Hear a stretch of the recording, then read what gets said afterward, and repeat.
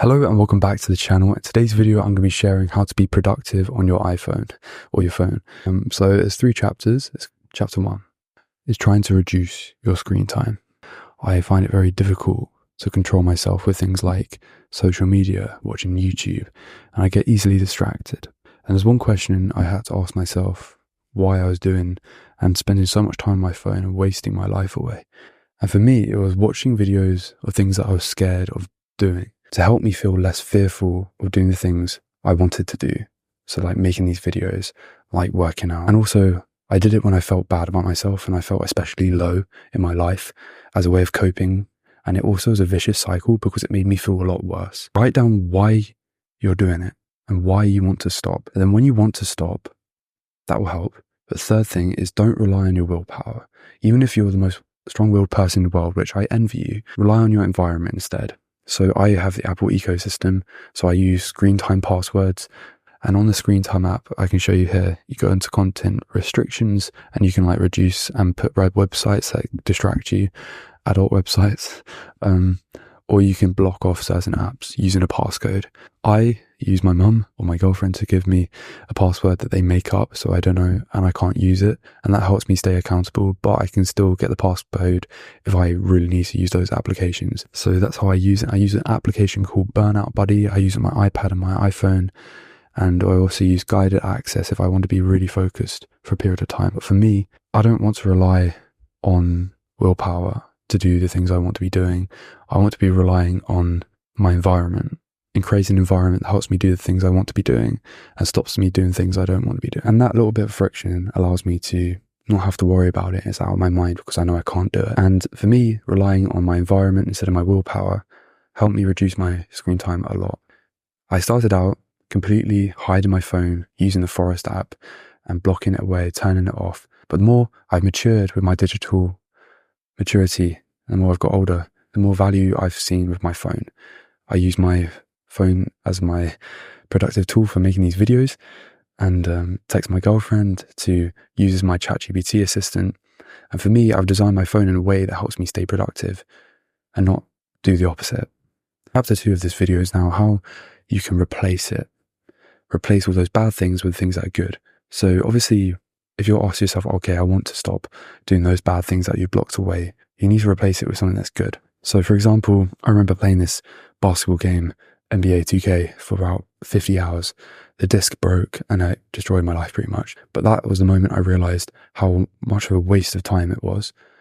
And back then it wasn't my focus that was the problem, it was my direction. And for me, I replaced that with studying. I went fully in on that. And it completely changed my life. I went from someone who was a bit dumb, who was a bit lazy, wasn't motivated, to fully put myself into something, a direction that was meaningful and mission, okay? And for me, I replaced YouTube videos with Audible. So I read a lot of books, I listened to a lot of books whilst I'm moving and walking and moving my body, working out, running, when I'm walking places.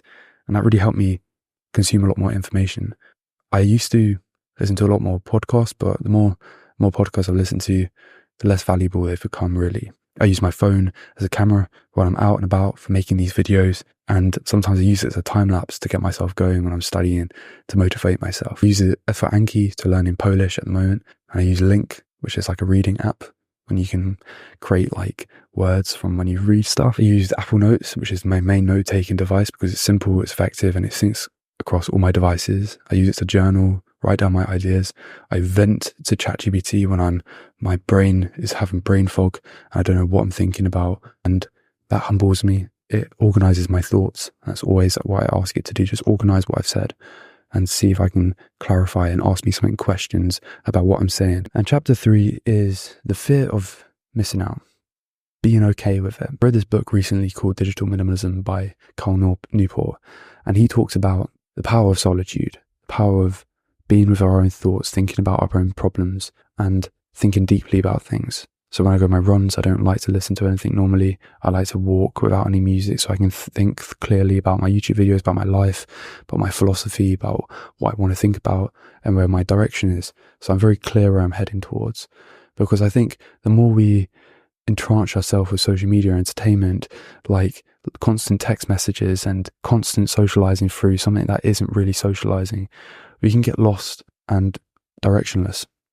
And for me, I deleted all social media when I was 14. And I think it was the best thing for me as a young man because I wasn't mature enough for social media at that time. It was like just coming up, it was becoming big.